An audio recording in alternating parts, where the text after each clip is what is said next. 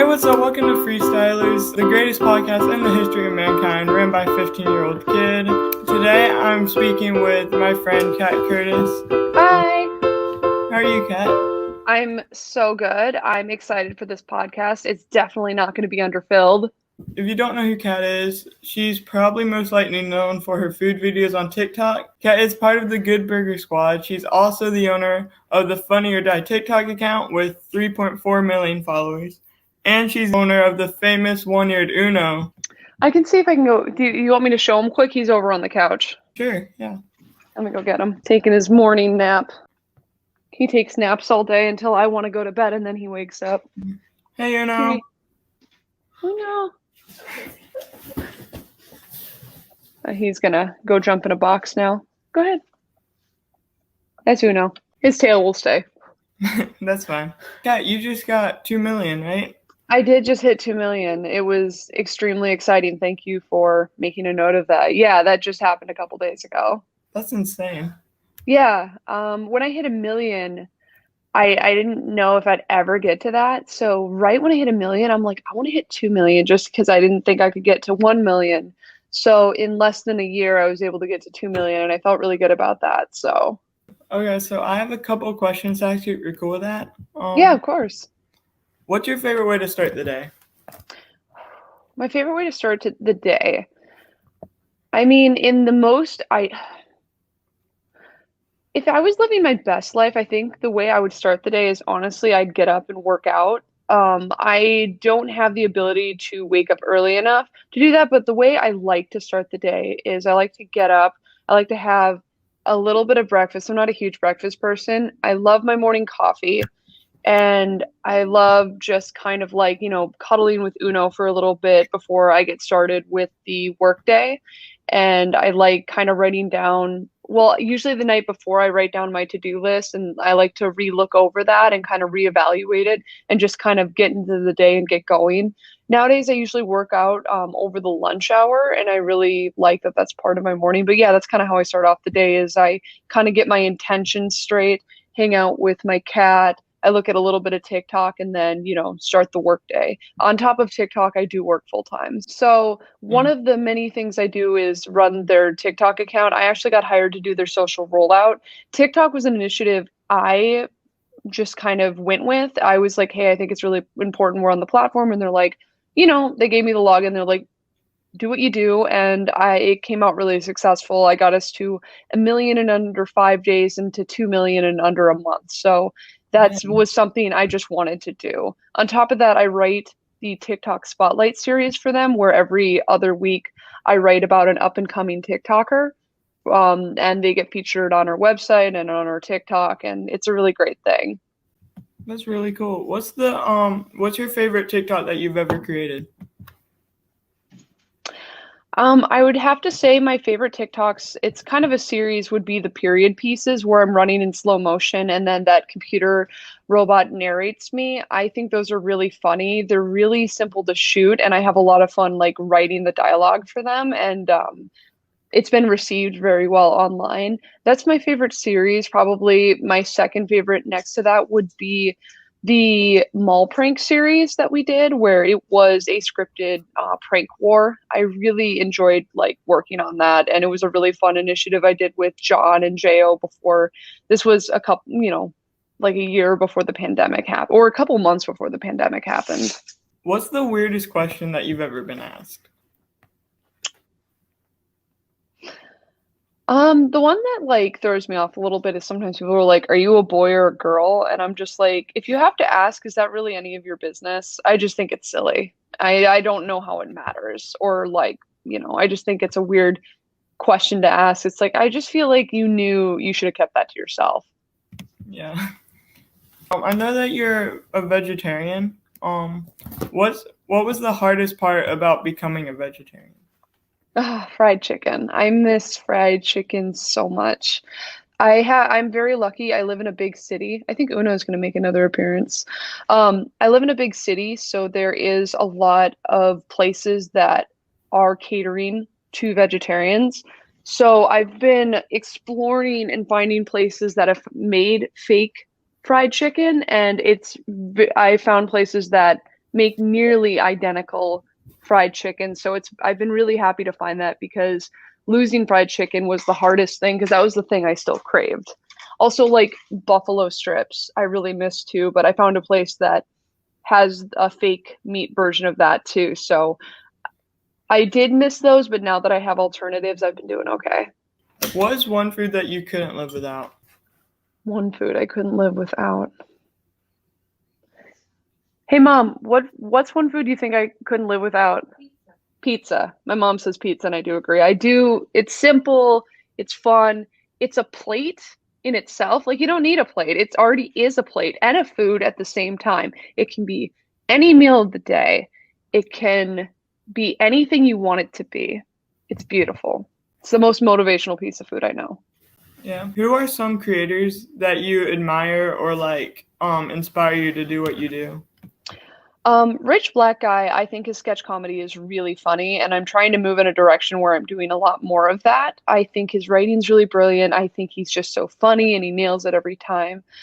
Selena Spooky Boo, she's and Call Me Chris are two creators I really look up to. They have really intense audiences.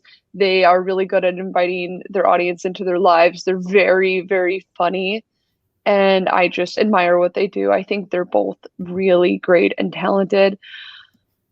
Who else? Obviously, like anyone I'm friends with, I think is really talented. There's a reason I'm friends with them. I love John Moss's improv and that he can make any moment into a viral TikTok and that he's just like fought so hard to give himself a good life. My friend Jo, who's working on his music career and is using TikTok, he grew his TikTok just so he could further promote his music. And I just think that's really great. And he's also just insanely talented. So I think he's really cool.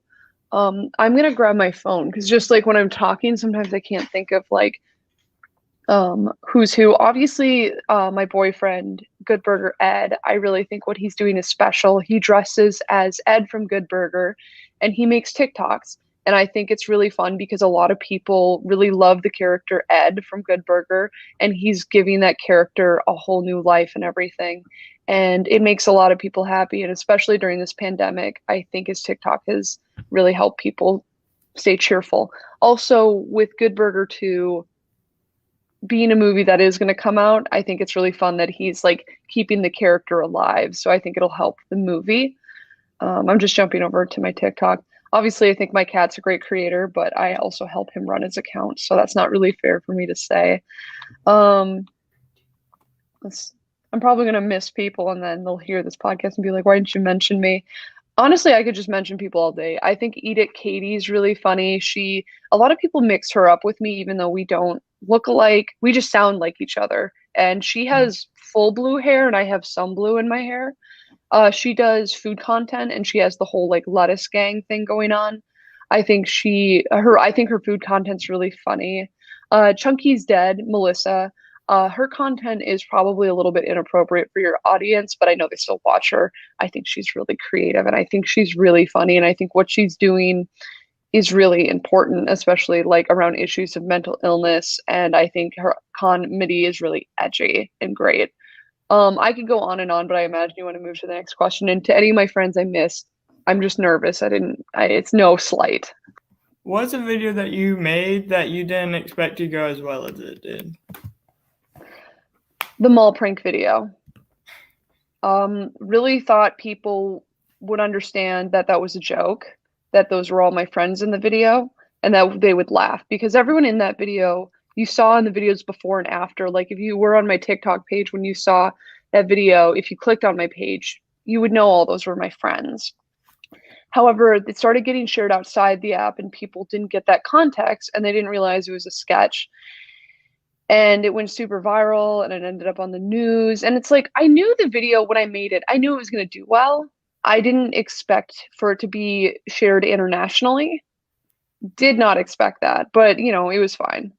Another video I didn't expect to do well was the avocado when I rubbed when I rubbed guacamole all over my face. And I was just being like really sarcastic in that video. And there was this debate if like the video is actually funny or if I was a horrible content creator. And it was just really funny how well that did. It got featured on PewDiePie. It was all over the place. It blew up on Twitter several times, and that was really fun. And it was interesting to see people who really enjoyed the video and then people who, didn't enjoy the video. And it didn't, there's a saying about all press is good press. And I don't think that people that didn't like the video understood it's like they were still helping the video go viral. So I was all for it. Are you talking about the Chipotle one or whatever? Yeah, when I bought all that guacamole from Chipotle and I rubbed it on my face as a face mask, and I also doused my Chipotle burrito in guacamole. That's the video I'm talking about. It's an older video. I remember that. What did you want to be when you were younger? I wanted to be a lot of different things. Mom, what did I want to be when I was younger? A cartoonist. And I did draw comics for a really long time, and I think that definitely influenced me going into comedy and being such an animated person in my Underfilled series because I like cartoons so much. I think what I bring into my videos is like a really cartoonish, very animated element, and I think that's definitely inspired from what I did earlier in my life, which was I used to draw comics and I would put them on Facebook. And I did try to get them submitted to get published, but like getting published as like a comic artist is extremely difficult because it is a very small field. So I did get into some newspaper. The comic did get into a couple newspapers. It's something I could definitely like maybe dive back into a little later in life. But like right now I'm really focused on the video stuff because it's going well. But it was something that like definitely was a huge dream of mine. But then I ended up pivoting into video because making videos was a little easier than drawing for me. In which ways do you try to stand out from other creators on TikTok? I don't sit down and think, how do I stand out from other creators? I just really try to focus on being myself. And I find what other creators doing really inspiring, but I never feel like, oh, I have to do this trend. I just like do what feels comfortable to me. And I've just been kind of standing out on that alone. And I think that's how most creators stand out is when they listen to their own voice and don't feel a pressure to do the trends just because they exist. Nothing against doing them, by the way, but I just focus on my own voice and I don't necessarily try to copy anybody. I'm definitely inspired by so many creators, but I always try to like really focus on what I want to create and not like copy anyone. My mom wrote me a note and just said, "You're just nuts." Nice. I think that's all the questions I have. Well, I really appreciate you having me on the podcast, and I can't wait to see this episode come out on YouTube and is this available like on like Apple Podcasts? It is. I think Apple Podcasts is the only one that's not available on. It's on Google Podcasts, Spotify, Breaker, a bunch of other stuff. Oh, that's fine. I have Spotify. Well, that's great because that'll be really easy for me to promote then because I have Spotify. If I'm not already subscribed, I will. I think what you're doing is great. I think more people need to highlight creators. Mike, can I ask you a question? I'm sure. Why did you make this podcast? Okay, so like a couple years ago, I think it was like 3 or 4 years ago, we had to do a podcast for school. And like I just thought that was like kind of cool only because usually I would always watch videos back then and stuff, so I was always like watching the screen, where in like most podcasts though you're just listening, so I would start like imagining all this stuff happen, so kind of like a book, Yeah. You have to like imagine all these things and all the characters and stuff, so I just thought that was kind of cool and I wanted to try it out for myself. I think it's great that you're doing it. There aren't a lot of, or I could be miseducated about this. I don't know about a lot of podcasts with featuring TikTok creators. Like I really don't see a lot of platforms outside of TikTok celebrating TikTok creators. So I think what you're doing is really great. And I think a lot of people will enjoy it. But you said you wanted to wrap this up. I obviously don't want to add unnecessary time to this. Thank you so much for having me. It really means a lot. Bye, everyone. Make good choices. Bye.